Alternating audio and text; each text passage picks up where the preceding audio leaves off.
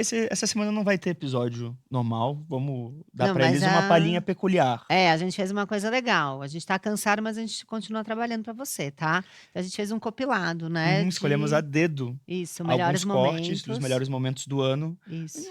um lugar mais reflexivo, né? Sim, Colocar pra você insights. pensar no Natal. Pra Precisa você pensar. poder citar, né, aí com a sua família, você solta uma citação e você que tá só escutando a gente no áudio, não está assistindo, você vai participar de um outro desafio, né? Vai ter que ser um desafio, porque como você não vai ver quem são os convidados e vão ter cortes de vários episódios, eu proponho a você comentar qual corte você mais gostou e deixar aqui qual o convidado, se você lembra desse episódio. Só pela voz você tem que identificar, tá? Então, ó, segura aí que tá bom demais. Fica com o episódio de hoje. E lembrando que a gente tá de volta com novos episódios a partir do dia 7 de janeiro.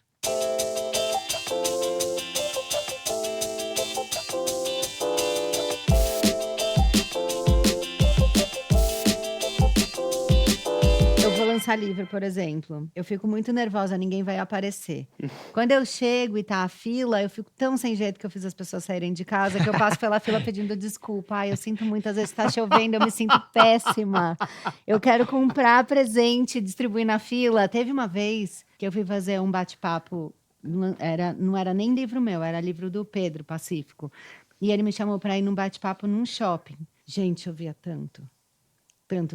Eu fui ficando nervosa, eu entrei numa loja, eu comprei um saco de bombom para distribuir para as pessoas que foram, e eu pedia desculpa, e a moça da livraria falava, chega, Camila, para, ela tentava me recolher, porque eu tava me sentindo péssima, porque o outro tava fazendo algo por mim. Que É uma divertida a cena, mas que angustiante para você ver isso, né? E é muito isso de como a gente recebe o amor e como a gente demonstra o amor, né? Isso, Eu isso. demonstro muito. Eu também não sou de surpresinhas e fofa e bilhetinhos, eu nunca tive esse perfil.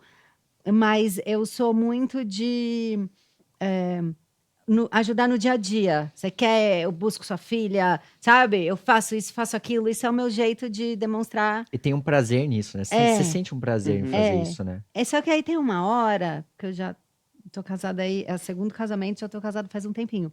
Que aí vira um papel seu. É como se todo mundo já assumisse que... A responsabilidade é sua. ela já vai fazer. Aí eu Foda. fico muito chateada. E aí entra aquilo que você falou, mas você tem que aprender a falar e a pedir. Tipo, olha, eu até faço e tal, mas eu gostaria de ser valorizada por isso e eu não Sim. quero que isso seja normalizado. Uhum. Isso Sim. é muito difícil pra mim. É aquele rolê, tipo, você tá lavando a louça e alguém fala, vai lavar a louça, e você para. Não. É isso. Já vi vários comentários a respeito de Gabriel, por exemplo. Ele, que talvez esteja, com certeza, tá na comunidade LGBT, como bissexual hoje, pessoas tentarem invalidar isso, dizer que você não é bissexual. E dos dois lados. É. A galera gay fala, não, ele não é gay, ele não é bi, ele é gay, não tem coragem de se assumir. E os héteros falando, não, ele... Porra, Não agrada é uma ninguém. loucura, porque chega numa loucura de dizerem que eu, na verdade, sou hétero. Tem gente que fala, eu já vi muitos comentários assim, não, o Gabriel é hétero, mas tá surfando o hype de ser bi porque ser bi está na moda. É o queerbaiting, é o famoso queerbaiting que hoje E eu existe. adoro quem tem esse tipo de raciocínio, né? Quando que a pessoa resolve participar, se fingir ser parte de uma comunidade que é marginalizada, que se que é perseguida, pra surfar um hype. Que tipo de raciocínio que eu falo assim, de novo, amigo, você parou pra pensar antes de falar um pouquinho? Entendeu? E como figura pública, isso é um desafio, porque a gente, às vezes, a gente quer construir algo, quer lutar por uma causa, mas às vezes se vê perdido e sem pertencer a lugar nenhum. Porque eu não sou aceito nem pelos héteros e nem pela comunidade LGBT, então, tipo assim, eu tô lutando por quem, no final das contas? Mas eu posso botar um outro ponto assim? É muito louco que eu penso sobre isso também. Eu já penso um pouquinho diferente de você nesse sentido, assim. Porque eu acho que a busca que a gente tem que ter nessa discussão toda é pela desconstrução máximo possível dos rótulos. Eu sei que os rótulos são importantes para a identificação, sobretudo das parcelas mais perseguidas e marginalizadas. Mas eu acho que quanto mais a gente busca a evolução, justamente a gente tenta fugir desse perfil de cada rótulo. O que é ser gay, o que é ser hétero, o que é ser... Enfim.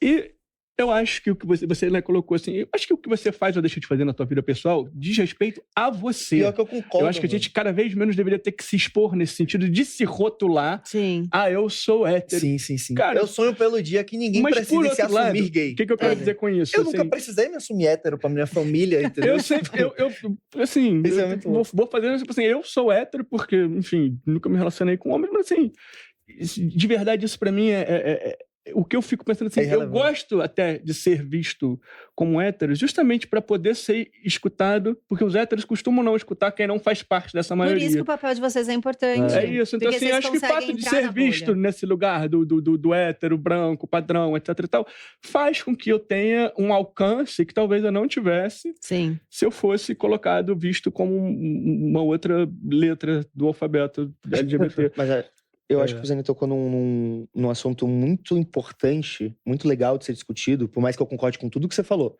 Eu também, inclusive. A gente Que não é- discorda, Não, né? não, Na verdade, tá aqui pra discordar, não precisa concordar, não. Porque... Não, mas se discordasse, eu falaria, tá tudo certo.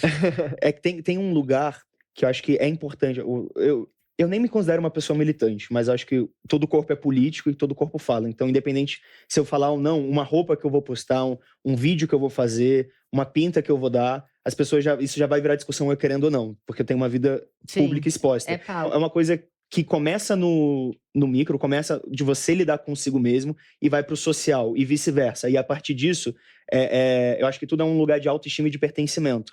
Que é tipo assim, cara, eu luto tanto pelas pessoas, eu luto tanto pra visibilidade bi, eu luto tanto pra visibilidade LGBTQIA+, eu luto tanto pra militância preta. E aí, tipo assim, quando eu vejo pessoas que eu luto, que eu tô, mano, me fudendo pra caralho no meu dia a dia, perdendo trabalho, que eu tô sendo esculachado na rede social por pessoas que não fazem parte da comunidade. E aí, no final das contas, essas mesmas pessoas estão apontando o dedo na minha cara. Eu falo, mano, que porra que eu tô fazendo então?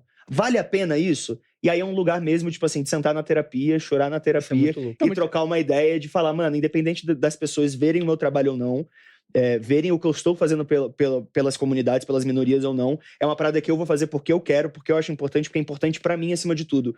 Mas é esse lugar de, tipo assim, cara, mas nenhum do lado me aceita, então que porra que eu faço? Sim. O que eu falei no sentido de não precisar dizer seria o ideal social do meu ponto de vista. Entendi isso. Até porque numa sociedade... Não, só pra deixar isso claro assim, porque pelo amor de Deus, eu acho que numa sociedade tão desigual quanto a nossa, a representatividade passa a ser fundamental. Então figuras como você, que aparecem como você fez, num programa como BBB, e vira e fala, oi, tudo bem? Você é um cara que acabou de fazer uma novela das 9, né? Tipo, chega lá e fala, olha, eu sou bissexual. Isso é fundamental, porque quantos outros meninos bissexuais, quantas meninas bissexuais olharam pra você ali e falaram assim, pô, que bom, né? Porque não são vistas na sociedade e não se entendem. Então, esse teu papel, por mais que você ache que e toda vez que a gente se expõe, a gente está colocando a cara a tapa. E é isso, né? O Big Brother é o máximo disso, assim. Tipo, é a mesma atitude que te faz ser amado por um, vai te fazer ser odiado por outro, Sim. assim.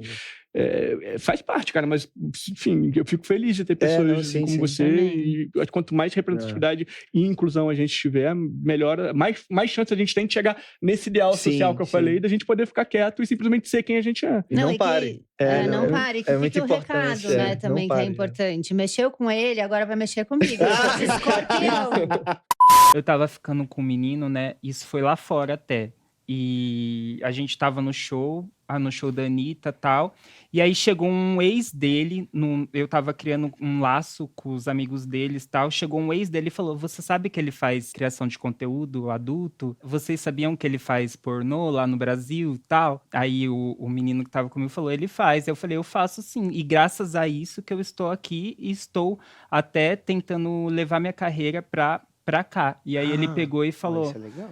Ele pegou e falou assim, mas isso é muito coisa de brasileiro. Eu falei, não, se você Aonde não você saber... tava? É em Miami. Ah. Aí eu falei pra ele, não, se você não sabe, tem muito criador de conteúdo nos Estados Unidos, em todos os lugares, os criadores. Acontece E aqui. isso é uma coisa bem resolvida em mim. Se não é em você, pode se retirar daqui. Caralho, deu mal fecho. Então, maneiro. tem vezes que acontece E isso. o menino que tava com você tava Ficou tranquilo. passado, né? Que eu não esperava eu falar isso. Mas eu acho que é isso, a gente também saber se impor, sabe? Quando as pessoas querem... a pessoa faz isso, aquilo. Como se fosse algo diminuindo, sabe?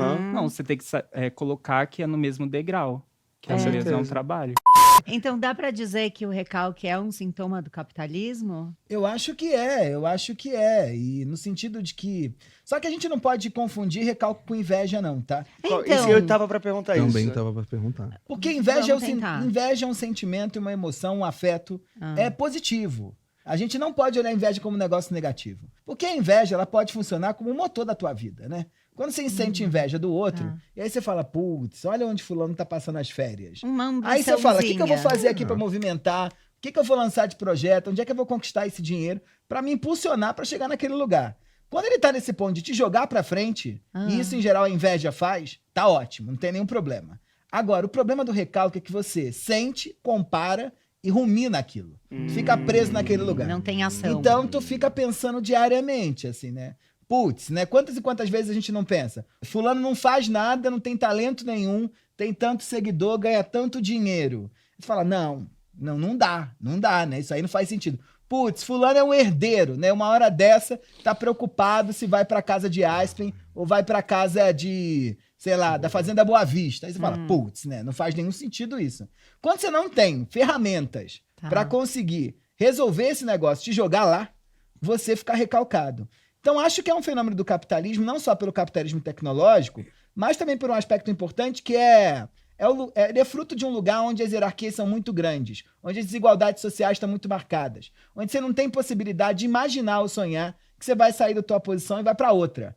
Então, quando, sei lá, você está andando pela Avenida Faria Lima, olha aqueles apartamentos, para além dos prédios comerciais, os apartamentos, sei lá, do Itaim Bibi, coberturas de 30 milhões de reais. Não há nenhuma chance, dentro do capitalismo tal qual ele está, de você chegar lá. O que você faz? Você recalca. Então... inveja é bom. Eu sou um defensor forte da inveja. Ai, que bom isso. Eu tô tão livre agora. Eu defendo falar sobre. Já senti Nossa. inveja. Eu me culpava muito de sentir inveja. Não, também. inveja é bom, gente. Mas Aposta é na diferente, inveja. né? Por exemplo, a inveja é assim, você queria ter aquilo, mas tem um sentimento que eu não sei nomear, não sei se é o recalque, que é eu não tenho isso, não tô batalhando pra ter e eu não quero que ele tenha. Aí eu E acho ainda já começa a falar mal, pesado. começa a aí fofocar já é da pessoa. pesado. Não, mas esse é o Aí já é recalque, pesado. né? Porque Esse é o recalque. Esse é o recalque, que você pode Tá. sofrer sozinho ou batalhar pesadamente pro outro não ter, pra minimamente criar alguma igualdade entre vocês, né? Ou difamar Você o tem outro, muito, ele deixa tá eu tirar um tendo pouquinho de errado. você. E a Meu fofoca é um horror. elemento importantíssimo nisso pra você derrubar, melhorar o seu recalque interno e desorganizar as relações de poder. O que você falou sobre inveja, eu acho super interessante, que eu sou uma pessoa que defende muito falar sobre e naturalizar o fato de ter. Porque existe muito aquela coisa de tipo, eu não vou falar que eu tenho inveja É de fulano. impossível não ter. É né? impossível não ter. É impossível não ter. O recalque é muito daquilo de chegar ao ponto de fazer mal a quem sente. Isso. Mais do que a pessoa que está sendo afetada pelo recalque do outro. É. Muito mais do que você não dorme, por exemplo. Isso, eu acho que o Fica recalque acordado. tem um aspecto importante que ele te paralisa naquele lugar. E ele fica quase. Quando o jogo tá travado, assim. Você fica sempre voltando para aquela mesma posição e não consegue agir para mudar. Agora, eu acho que tem uma saída para isso, né? Porque, em geral, quando a gente sente menos inveja, mas mais recalque em relação a um determinado assunto, alguma posição, a saída sempre que eu uso é: putz, mas eu queria viver essa vida para ter isso. Né? Então, tipo assim, você queria ser um Faria Limer, trabalhar no mercado financeiro, para viver aquela vida lá? Não sei. Ter aquela turma. Então, ter aquela turma, Ser conversar casado. aqueles Aquelas assuntos, ser né? casado com aquela Apertar na vibe. urna aqueles números, né? É. Aí você fala assim, ah... Não vale a pena. Não Se vale pá, a eu tô até melhor, né? É, Não, aí você no busca alguém total, próximo, total. melhor do que você, pra ter inveja. E você trabalha em um universo que geralmente é muito masculino, branco, cisgênero, heterossexual. E você, cara, é uma gamer drag que tá ali junto com pessoas e achou sua bolha, as pessoas que curtem esse conteúdo. Como é que é isso? Você sente muito preconceito? Você se sente muito hostilizada? Ou você acha que você conseguiu construir essa comunidade e você é muito bem conduzida e acolhida? Aí hoje eu tô assim, bem f***da pra tudo. Assim, na verdade, quando eu comecei, eu era mais milituda, assim, sabe? Respeita a comunidade LGBT, fazer bem a Juju tá gelo. Mas, menina, não é que eu tô falando assim, não. É que assim, sim, quando eu comecei, Na época, um dinossauro. Eu que trouxe os cabos da internet da Europa pra cá. Por isso que é tão Trouxe aqui apegada, Ah, né? louca, então.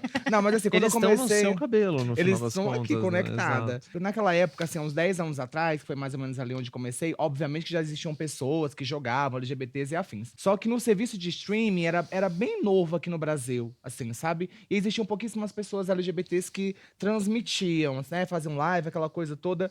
Porque esse meio gamer, ele é não sei se posso dizer que ele ainda é, mas acredito que talvez ele ainda seja assim. A gente conseguiu ali um pouco, mas ainda tem um bom caminho para andar. É muito elitista, assim, né? Pô, há 10 anos atrás, por mais que pareça pouco tempo, mas quem que tinha condições de ter um PC em casa com uma banda larga em casa? Minha filha, não tinha Wi-Fi para você poder roubar. Tinha que puxar o fio do telefone e plugue ali no, né? Então, no PC, enfim. E aí era caro, e na favela que eu morava não tinha nem poste, eram uns pau pendurados, umas coisas horrorosas. Aí eu sei que era muito elitista. E o elitismo tá onde? Em pessoas brancas e afins, e nessas pessoas, culturalmente, a mulher é criada para ser dona de casa. Não só nesses lugares, mas também nesses lugares. A mulher ganha uma boneca e o menino ganha um videogame. Então, esse menino ele é muito mais incentivado a estar jogando, né? Então, esse ambiente gamer é um ambiente muito mais masculino. Obviamente que hoje em dia tem meninas que transmitem, tem meninas que jogam, que são profissionais e afins, mas a gente sabe que não é equiparado, Sim, assim, sim. sabe? Não é a mesma proporção. E aí, eu já cheguei logo bem loucona, com a peruca na cabeça, era uma peruca de R$30 de plástico, que inclusive fui lá do centro, lá de Fortaleza, que eu sou do Ceará. Sabia que eu sou do Ceará, menina? Sabia. Pela cabeça dá pra ver, né? Aí eu sei que... Eu já assisti vários streams teus. Foi? Olha, por isso que você se tornou psicóloga, né? Psiquiatra. Deu Pra me ajudar, deu pra me esperança, ajudar. assim, sabe? Entendi. E aí eu comecei naquela coisa, eu vi muito, tipo assim, quer saber de uma coisa? Eu vou fazer, porque existe muito, tipo assim, você pode ser gay, mas não precisa ser tanto. E aí eu não consigo me segurar. Eu toda crônica como sou, não tem como. Toda crônica. Aí eu fui aquela coisa e tal, e aí eu comecei a perceber naquela época que as pessoas gostavam e principalmente se identificavam, porque era muito um lugar muito tipo assim, o fulano é gay, mas ele joga, não tem nada a ver. E comigo tem tudo a ver ser gay, sabe? Comigo ser gay era uma coisa que tinha tudo a ver. E era muito importante pra mim, eu sempre frisei muito nesse lugar. E aí foi quando eu comecei a fazer drag, eu também comecei a não querer tirar a barba bem no começo e tal. E as pessoas perguntavam, mas o que é isso? É uma mulher de barba? É um homem? Por que não tira a barba e usa maquiagem? Eu adorava esse questionamento, assim, porque eu acho muito importante quando as pessoas se perguntam, porque quando há o questionamento, a busca por resposta. Nem sempre, mas uma parte até que vai. Aí eu sei que foi tudo, menina. Aí comecei a ganhar um dinheiro, eu fiquei maravilhada. Aí eu falei, que bom, que pelo menos você com alguma coisa ser viado. Aí eu fui nessa e qual é a pergunta mesmo? Eu amo que você vai falando Se isso você- assim, ó. No filme, pensar. no seu filme. Se você acha que hoje em dia, por já ter construído sua comunidade, mas mesmo assim ainda tá integrada num ambiente que é mais heteronormativo, Sim. cisgênero, branco, se você acha que você conseguiu construir bem essa comunidade e não sofre tanto hate, ou você ainda se sente muito pressionada, muito reprimida? Olha, no eu nicho que você se encontra? já sofri hate, pessoal. Hoje em dia, não muito. Porque hoje em dia, eu já grandona, assim, com a peruca, me assusta.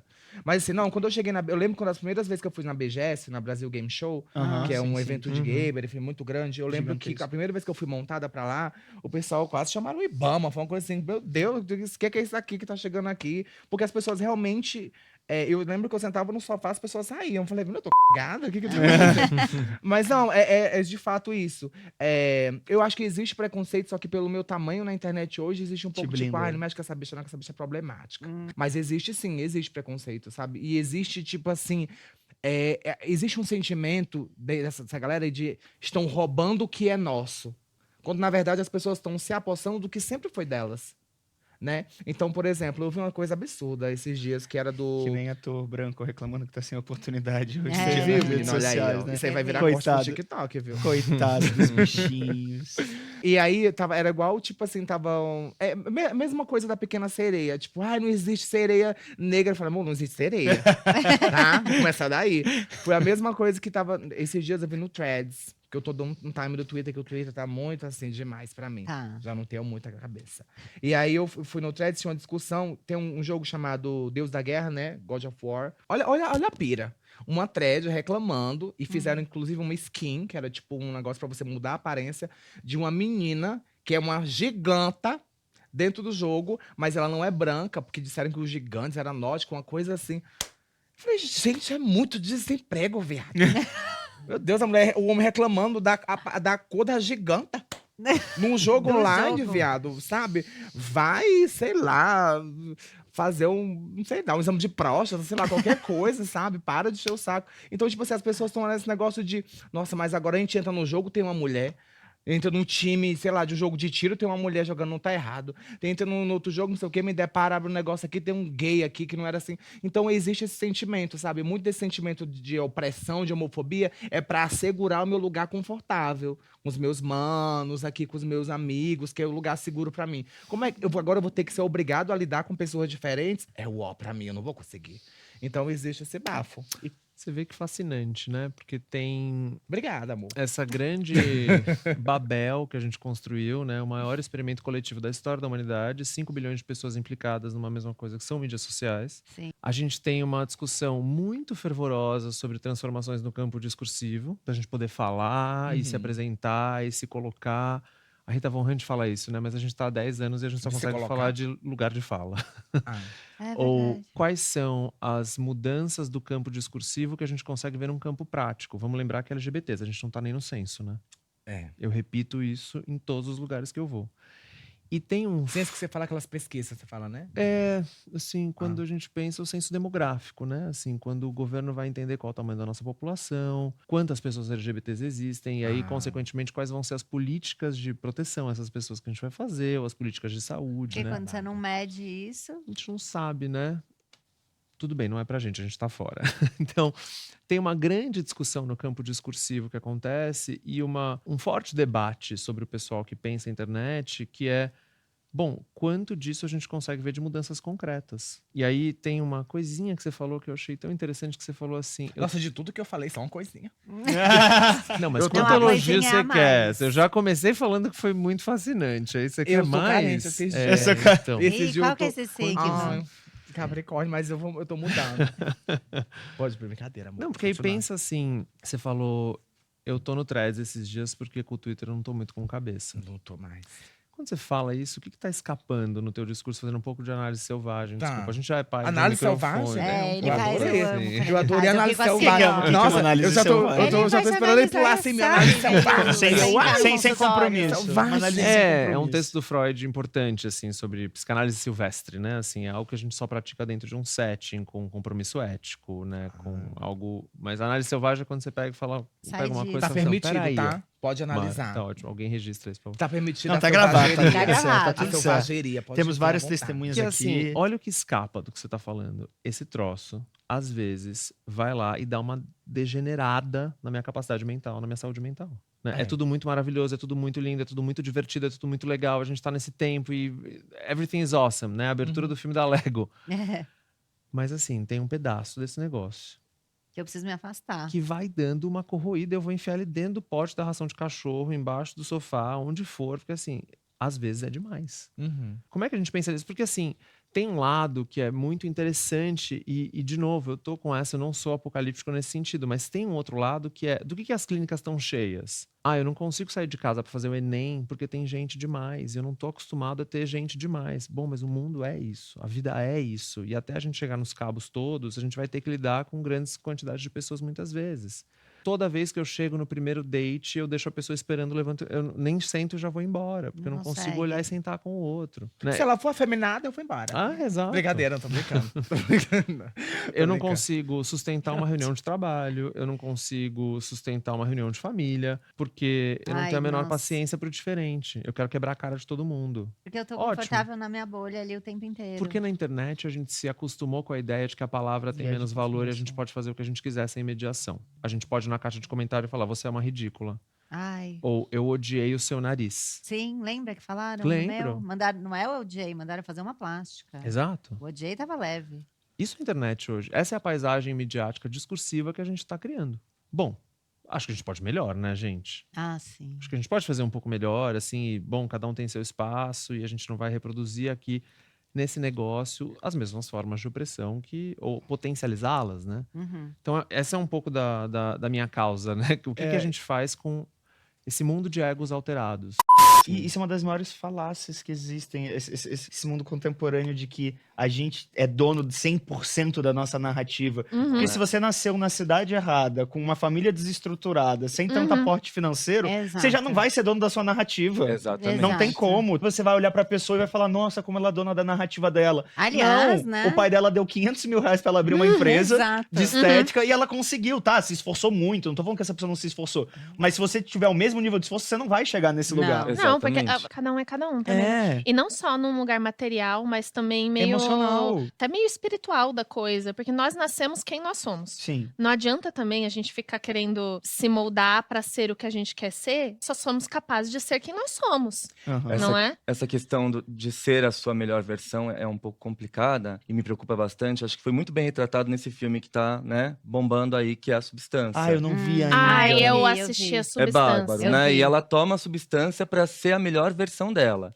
E aí uma das coisas que me perguntaram muito é, se as duas são a mesma pessoa, por que tem uma hora que elas se desconectam, né? A melhor versão não se comunica mais com a versão antiga. Ela se torna uma versão independente. Porque é exatamente isso. Essa metáfora. Quando você precisa performar pro outro, você se desconecta do seu eu verdadeiro. Você não tem mais contato com quem você é de verdade. Você começa a vestir uma casca e essa casca gira em torno desse ideal, daquilo que o outro espera que você seja. Expectativa, né? Expectativa. Não é realidade. Então tem uma hora que você perde contato com a sua espontaneidade. E nesse sentido, o que acontece? O nosso eu se empobrece. Quando a gente precisa performar pra ser, o nosso ser verdadeiro é anulado. E aí a gente perde o valor da experiência. Lembrando que tudo na vida tem que ser experienciado em primeira pessoa. E a gente esquece disso. Ah, deu um quentinho no coração. Terapia de graça pra você. Gente, que delícia. E no fim das contas, aí a filosofia, né? Vamos, vai fundo, botecando total aqui, né? Maravilhoso. Eu não tenho certeza, não sei se eu acredito em outras vidas ou em vida pós-morte, sabe? E mesmo se eu acredito, eu boto na minha filosofia que eu não quero acreditar nessas coisas, porque eu quero viver isso que nós estamos Então, vivendo você agora, vive para né? o pós-morte, Como se né? fosse a única experiência possível. Eu quero viver ao máximo. E no fim das contas, a gente só vive a nossa vida mesmo, né? Nós só somos nós mesmos. Eu não sou o Gabriel. Exatamente. Eu tenho que me preocupar com a minha experiência nessa vida, sabe? Tipo, e poder viver com intensidade e com fluidez e com liberdade de viver tudo que a vida tá querendo me proporcionar. Até as coisas ruins e até as coisas que fogem do meu controle. A vida não é um roteiro que eu tô escrevendo e vou viver. Acho que de certa maneira, até um certo ponto é. Não é. Tem um mundo inteiro ao nosso redor trazendo coisas pra gente também. Então não é só a gente que acontece na vida, a vida também acontece na gente, né? Olha que Ai, que lindo. Nossa. Gente, eu tô filósofa hoje. Que lindo hoje ela tá isso. impossível. Hoje eu tô... Grigio, Nossa, Giovanna. Hoje lindo. eu falei pra vocês que eu tava blanche Sabe hoje. aquele meme que é sempre um fundo colorido, meio de cachoeira, super infantil? E dá é uma sempre lição de alguém vida, falando, né? vai ter que ter um seu. Eu quero muito. Se virem juro. aí pra fazer, porque esse foi muito bom. Um lugar de quando você tá se relacionando com uma pessoa, você tem que entender o que é importante pra ela. Porque também, se você só faz as coisas que são importantes pra você, a pessoa também se sente deixada de lado. Mas qual que é o limite disso, né? De você se moldar e às vezes pô, a pessoa que eu tô saindo gosta de escalada. Nossa, que merda, eu não gosto de escalada, mas eu vou lá pra agradar a pessoa. Nossa. Mas eu acho que daí, eu acho que o namoro, o relacionamento saudável é dizer assim, eu não gosto de escalada, se você gosta, você vai, eu não vou, beleza? E aí quando tiver um rolê que eu gosto, você não gosta, daí você não vai também, sabe? Eu acho que é o conforto, inclusive, de não precisar se adequar pro outro, entendeu? E tudo bem, você não precisa se forçar, entendeu? Pode também, Sim, claro que às sim. vezes é legal, acho que é o equilíbrio, né? Mas também faz parte do conforto de, eu não tô afim de ir nesse rolê hoje, eu não tô... Esse amigo seu, eu não gosto. E é muito difícil isso mesmo que você falou, você entender essa medida. Porque tem o lado de, tá bom, você é parceira, você é companheira.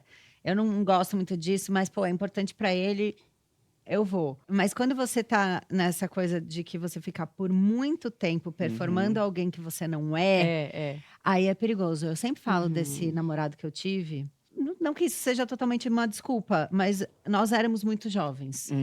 E a minha geração, é aquilo que a gente já falou em alguns episódios, era uma outra referência. Então, a gente interpretava os ciúmes como prova de amor, né? A gente, sim, foi educado de um jeito um pouco ruinzinho, né? Você tá tentando melhorar.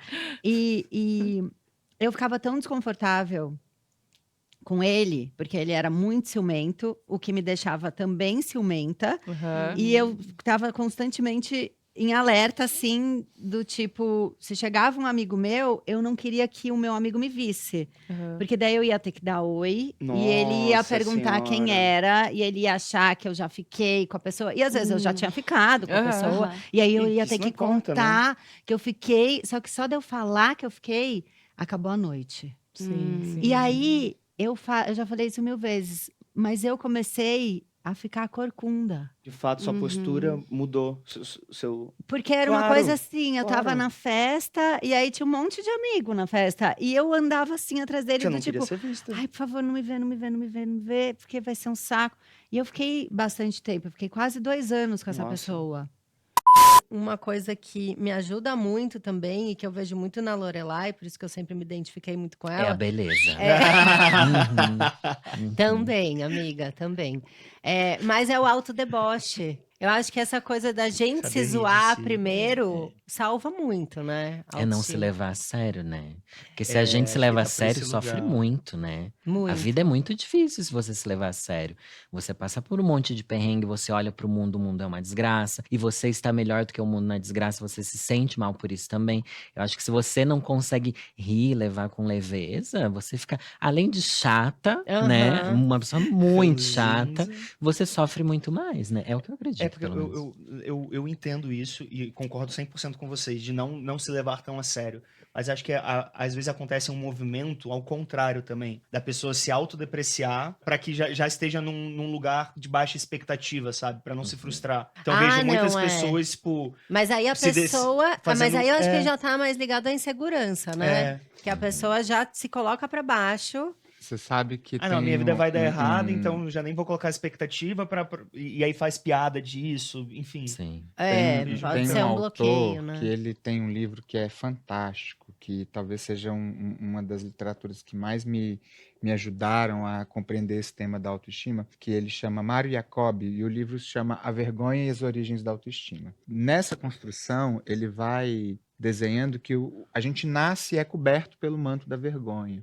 A nossa autoestima, ela é borrada pela capacidade que a gente vai construindo de se envergonhar. E essa vergonha, ela vai sendo sobreposta desde o momento que a gente é vestido na maternidade, porque a gente precisa tampar nossas vergonhas e tudo mais, e os contextos sociais que vão dizendo pode isso, pode aquilo, não pode chorar, não pode sentar assim, não pode... E todas essas camadas de vergonha, elas vão sufocando a nossa autoestima. Então, o exercício, né, para que a gente acesse uma autoestima segura, verdadeira, genuína, é se libertar dessas vergonhas, que a estratégia é a curiosidade. Quanto mais curiosidade a gente vai tendo em relação ao mundo, mais a gente vai se despindo da vergonha. E um outro link que ele faz é que quanto mais envergonhado é um ser humano, mais propenso ele é à mentira. Porque a vergonha, ela faz com que, diante de algo horrível que eu percebo em mim, que eu preciso esconder do mundo, eu crio uma versão melhorada que eu acho que o mundo vai acolher de uma forma mais saudável. Mas aí é como se ele atuasse essa verdade? Isso Ele deve ser cria exaustivo, exaustivo demais, mas em algum grau a gente faz isso algumas vezes. Então, sei lá, eu tenho vergonha do bairro que eu moro. Aí fala, não, eu moro em tal bairro que é o mais perto. Isso vai acontecendo porque olhar para isso deprecia a sua autoestima. Então, essas mentiras vão se sobrepondo para tentar amenizar a vergonha que as pessoas sentem de si. Então, eu acho muito interessante quando a gente fala, né, aquele julgamento, fulano é sem vergonha. Olha como a gente aponta essa fala para algo que é escancarado, escrachado. Sim. Mas o sem vergonha é aquele que está ali, que não está se importando com nada. Então a autoestima dele está lá em cima, porque nada de fora é capaz de atravessá-lo, né? Então acho que eu gosto muito de pensar nesses elementos, né? Então, autoestima, vergonha, o que a gente faz para se livrar da vergonha e qual que é o caminho para a gente acessar a autoestima mesmo. Voltando um pouco pro tema, assim, óbvio que a gente tá falando do tema, mas na matriz do tema sobre desistir ou não desistir de relacionamentos ou de coisas na nossa vida, vocês lembram de alguma história, alguma situação sua ou de alguém muito próximo que vocês tiveram que desistir de algo, mas que de alguma forma isso fazia bem pra vocês ou vocês acharam que na época fez bem? Eu sou formada em Direito e não advogo mais. Quando eu comecei a desistir do direito, porque eu fui vendo que aquilo não era pra mim, e as pessoas falavam, mas você é uma advogada brilhante. Eu, tá, gente, eu não falei que eu era ruim. Eu falei que eu não quero. Isso é Eu não importante. falei você que eu era falou, incapaz. porque a gente Isso é muito linka legal. o desistir com o fracasso, com É a um falha. fracasso. Não Mas é o você é uma caso. advogada brilhante, você tem uma carreira vai ter uma carreira brilhante, você tá no começo da carreira. Tá, eu sei. Não tô falando da minha incompetência, eu sou muito competente, eu, inclusive, sei disso. Mas não é o que eu quero pra minha vida. E as pessoas, elas têm muito medo de te ver desistir. Porque te ver desistir mexe com muita coisa pra elas. Primeiro, elas descobrem que existe a possibilidade de desistir. Elas olham e falam, nossa, eu podia ter desistido naquela época. Naquela época ali. Hoje, eu podia ter desistido disso daqui. Então, primeiro, elas se lembram disso. E segundo, que quando você desiste, você muda. E quando eu mudo, eu forço todo mundo que está ao meu lado a mudar também. Se você pensa numa máquina e uma das engrenagens ela começa a funcionar para o outro lado, a máquina inteira vai ser influenciada por essa engrenagem. Que Ai, começou a eles mudar pro amam, eu outro senti lado. isso quando eu divorciei. Eu ia dar esse exemplo Por aí, quê? sabia? Quando uma mulher fala que vai se divorciar. Ah, tá. Porque você... A galera não queria que você se divorcie. Agora Cara, eu lembro de uma cena, foi tão cruel pra mim. Eu tava com um filho de 1 ano, muito pequeno, e a gente tinha resolvido se separar. Enfim, quem é da audiência sabe que hoje em dia a gente, graças a Deus, tem um relacionamento muito, muito legal. E eu fui numa loja comprar uma calça jeans. E dentro dessa loja tinha uma menina que me conhecia, assim, de rede social, de trabalhos em comum e tal. E a outra, que era uma dona da loja, sabia que eu tinha acabado de divorciar. Então, eu entrei para provar a calça jeans e a dona da loja falou, ai, você vai separar mesmo? Né? Como você tá? Uma coisa meio assim. E a outra menina, ela só virou e falou assim, você acha que foi seu filho? Que acabou com o seu casamento? Uau! E aí eu fiquei tão desconcertada, assim, porque ela tinha um filho da minha idade. Lógico. Então, Talvez ela estivesse falando mais dela do que de você. Claro que ela tava Mas assim, na hora... se ela me falar que foi o filho, então eu tô correndo esse tô correndo esse risco risco enorme. de estar vivendo esse fracasso que essa coitada tá vivendo, sabe? Uma coisa meio assim.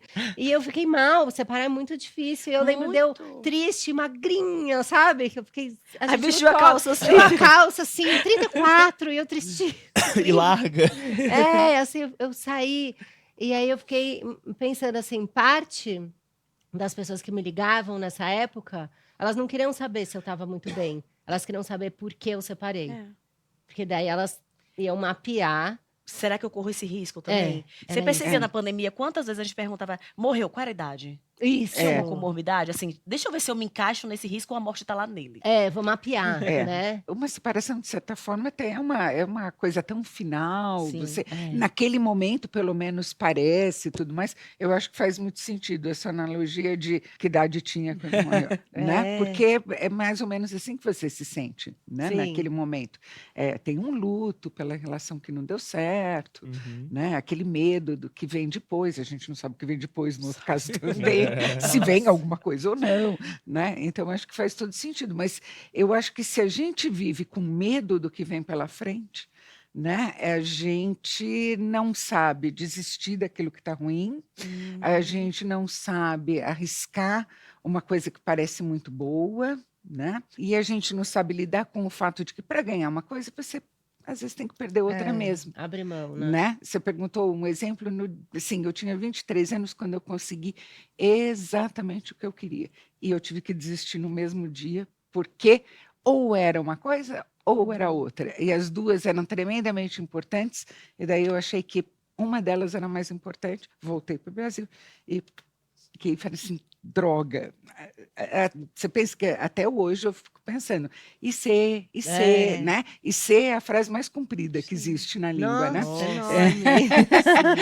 Eu acho muito legal. E aí, vindo um pouco nisso também, eu acho que você já é uma grandíssima referência no mundo do rap, né?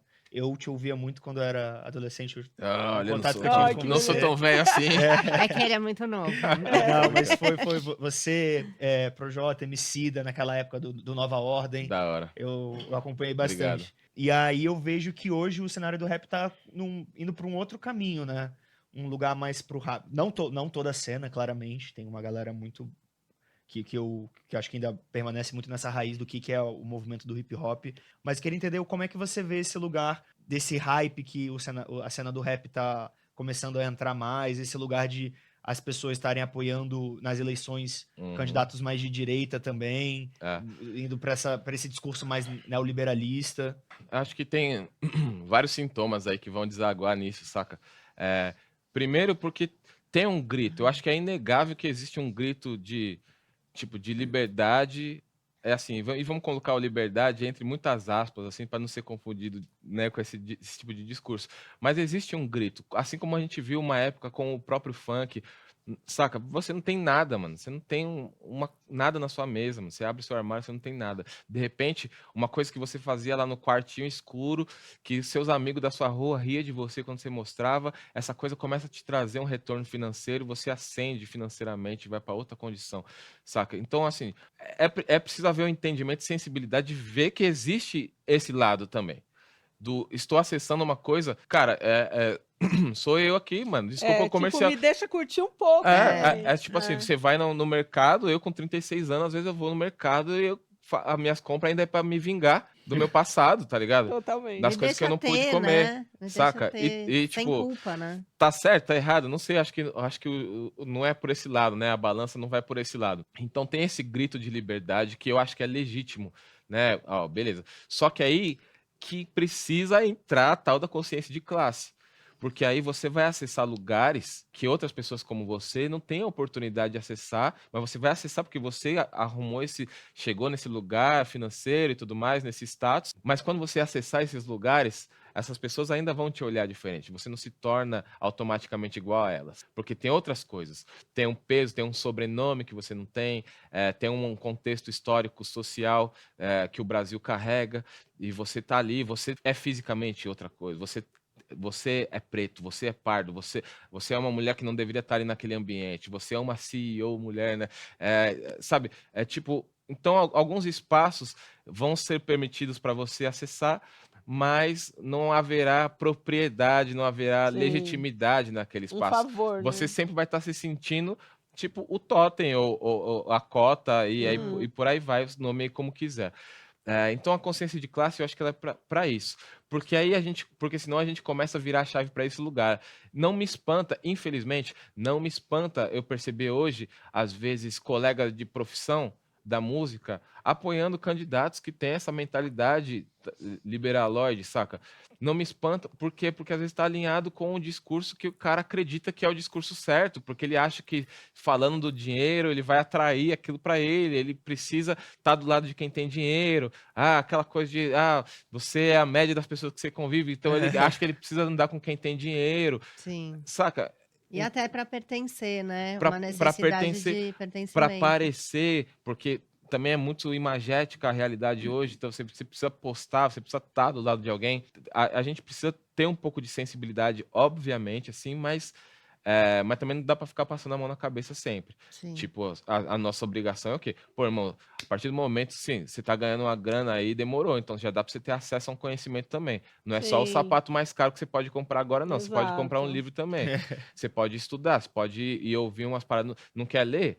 Irmão, não falta vídeo, podcast, filme, documentário, o que for, para você se informar sobre o que você é, sobre o lugar que você vem. Então, assim, acho que precisa haver essa consciência da consciência de classe como uma peça fundamental para que o discurso não comece a ir para um lugar perigoso. Porque a gente está formando outras pessoas. E aí essas pessoas já vão partir desse lugar com essa mentalidade do então, peraí. No mundão você vale o que tem, aquela a velha máxima dos Racionais. Tipo assim, as crianças já vão partir desse lugar de que então eu preciso ter para que as pessoas me aceitem, eu preciso. Só que não é sobre isso. A gente vive no capitalismo, então é sobre isso também, mas não é só sobre isso. Você não pode ser só. É legítimo você sonhar, mudar a realidade da sua família, ganhar sua grana, é legítimo com o seu trabalho, não é sobre tirar o mérito, o crédito, o dinheiro de ninguém. Ninguém vai meter o Collor aqui, vai catar o dinheiro que está na sua conta. Não é, mas é sobre fazer você entender que esse discurso favela venceu é um discurso vazio. Sim. Porque você venceu. Saca? Então, isso aí é o sucesso, né? Você está sendo bem sucedido, você venceu aí na sua profissão, da hora, mas as pessoas estão na mesma condição. Então, a gente vê vários irmãos e irmãs que viram o discurso, viram a chave, porque às vezes pensam que eles vencendo, todo mundo venceu. Isso é um lugar tão delicado, porque... Eu tô falando pra caramba, desculpa aí, gente. Não, mas tá maravilhoso, imagina. Num ponto... Existe o ponto da representatividade também. Então, são muitas coisas que a gente precisa olhar. São muitas moedas que a gente precisa olhar. Mas até que ponto o artista, o influencer, influencia realmente a vida da massa? Eu acho que também é um pouco superestimado isso. Porque o que acaba influenciando realmente a vida do trabalhador da massa é o dia a dia dele. Sim. Então, eu acho que quando você vê uma periferia em massa, votando num candidato de direita, você tem que parar e ir lá olhar o que está acontecendo naquela periferia, o que não tem ali. Não tem política pública, não tem um monte de coisa que ele está insatisfeito. O jeito dele dizer que ele quer mudar é talvez votando num candidato que ele acha que vai trazer para ele alguma coisa que não está tendo. Então, eu sempre acho que o artista, o influencer, ele vai até certo ponto, mas o que influencia no voto da massa, da população, é realmente a vida que ela leva. É o ambiente, né? Sempre. Mas eu acho que tem o lance do soft power, assim, ainda, né? Tipo, a cultura ainda tem essa coisa, porque tem a coisa da formação do pensamento, né? Então, quando você tá num ambiente, que aí você vai na igreja, e a igreja hoje reproduz o discurso neoliberal. Mas aí a igreja, ela capta a massa. Capta a massa. Ela tá onde o outro não tá. Onde o Estado não está. O Estado não está. Exato. E aí a música que você ouve, ela reproduz esse discurso. O que você assiste na TV reproduz esse discurso. Então, acho que de vários lados vem essa coisa dessa propaganda, assim. Então, existe essa coisa do soft power. Eu sinto que influencia, mas obviamente eu sinto que é limitado também. Sim. É até certo ponto. E aí, a partir daqui, é a realidade que vai moldar o pensamento. Se você mora num lugar que há 20 anos o esgoto tá lá a céu aberto, você não vai querer mais aquele candidato, você vai querer outro e outro, até que alguém vá lá e feche aquele esgoto. É isso. É isso. Você É tá prático lutando por também. aquilo. É muito prático. Gente, obrigada. Vocês que assistiram a gente até agora, não esquece de fazer todos os serviços aí que a gente manda toda vez. E que eu já tô cansada, eu sou mãe, eu tenho muito trabalho. Faz aí que é o mínimo, tá? Dá o like, faz as estrelas, faz tudo aquilo lá. E vai no grupo do Telegram que tem conteúdo exclusivo para vocês. E lembrando que a gente tá de volta no dia 7 de janeiro com novos episódios. Toda terça-feira às 7h30 da noite, na próxima terça, dia 7. Não perde. Da Wondery, esse é o Amor na Influência. A apresentação, Camila Frender e Gabriel Santana. Pela Wondery, a produção executiva é de Fábio Silveira, Morgan Jones e Marsha Lewis. A produção é da Pod 360. Produtor executivo, Marcos Cherrabi, Thiago Bianco, Felipe Lobão. Direção de conteúdo, Felipe Lobão. Produção, Gabriel Obata. Assistente de produção, Laiane AG. Produtora de cast, Raquel Al. Roteiro, Leila Germano. Assistente de roteiro, Sven Biller. Identidade visual, Ayrton Yamaguchi. Vídeo e edição, Guilherme Dias, Daniel Cardoso e Lucas Mota. Edição e engenharia de som, Tamires Pistorese. Stylish, Rafael Menezes. Maquiagem, Heitor. Nossos episódios são gravados nos estúdios da Pod 360. Wagner Moura, abre uma conta, né? Nem que seja No fake, Only. pra gente mandar Desculpa. Pedro Nashling também. Brincadeira, vai lá. Perdão. Ai, gente, vocês são loucos. Gente, esse final foi muito caótico. Esse final foi muito... grande.